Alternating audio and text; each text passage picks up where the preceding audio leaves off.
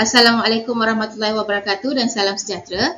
Hari ini kita akan belajar tentang matriks. Dalam soalan ini, kita perlu cari nilai Y.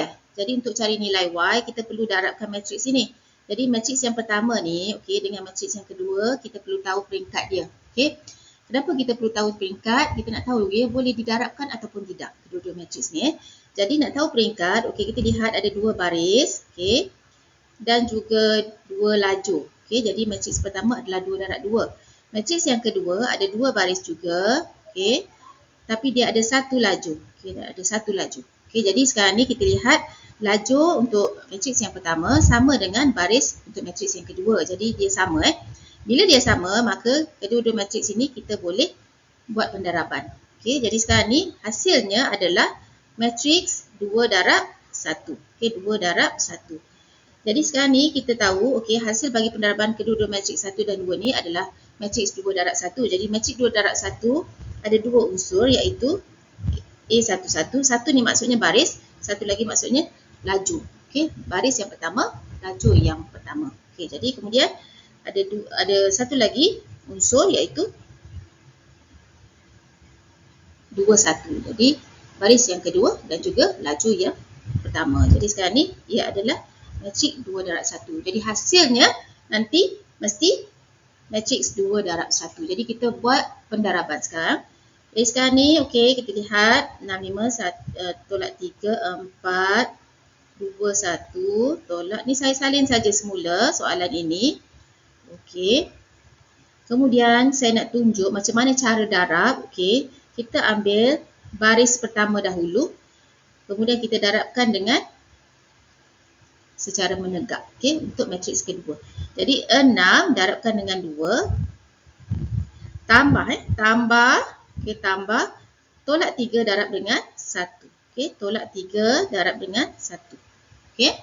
Kemudian kita ambil baris yang kedua pula, 5 darabkan dengan 2 ni tadi, darab 2, tambah 4 darab dengan 1. 4 darab 1.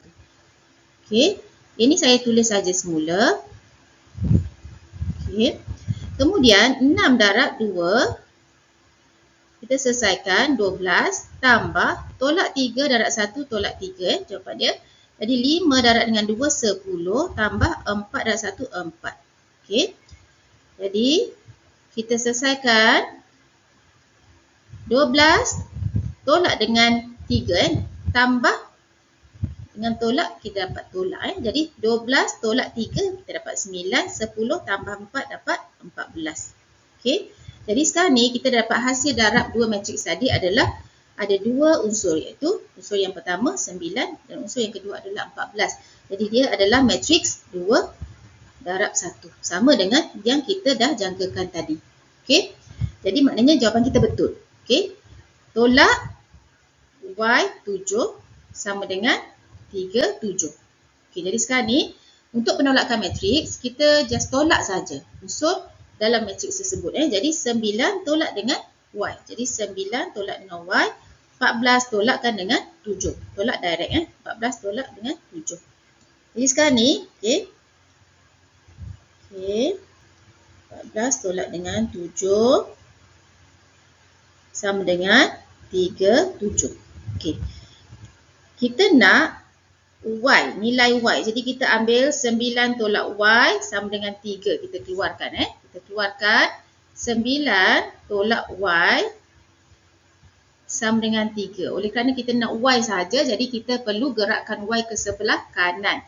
Jadi daripada dia tolak Y, jadi tambah Y. Jadi 9 sama dengan 3 tambah Y. Kemudian kita nakkan Y sahaja, kita perlu gerakkan 3 ke sebelah kiri. Asalnya dia tambah, jadi dia jadi tolak. Dari 9 tolak 3 sama dengan Y. Jadi Y adalah 9 tolak 3. Kita tulis semula. Kita tulis semula Y sama dengan 9 tolak 3 iaitu 6. Itu sahaja jawapannya. Boleh? Sekian, terima kasih. Jangan lupa subscribe dan like.